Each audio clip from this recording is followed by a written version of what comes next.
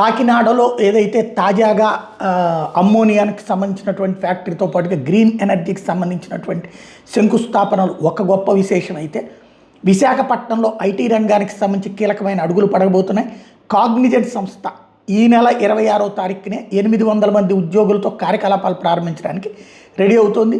అలాగే కాపులుప్పాడులో భారీ క్యాంపస్ నిర్మాణానికి ఆల్రెడీ శంకుస్థాపన చేశారు. అది ఫ్యూచర్లో ట్రైనింగ్ అట్లాంటిది 25,000 మంది దాకా ఉపయోగపడుతుంది.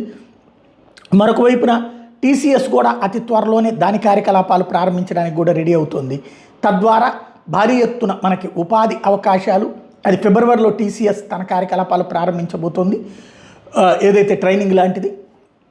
ఇవి మనకి చాలా అద్భుతమైనటువంటి అంశం. ఆంధ్రప్రదేశ్కి సంబంధించినటువంటిది, ఎదుగుదలకి కీలకం, భవిష్యత్తుకి అవసరం. అట్లాగే హైదరాబాద్, బెంగళూరు, చెన్నై లాంటి డిపెండెన్సీ నుంచి మన పిల్లలు మన ప్రాంతంలోనే అవకాశాలు పెంచుకునేందుకు, సాధించేందుకు ఉపయోగపడేటటువంటి సందర్భం.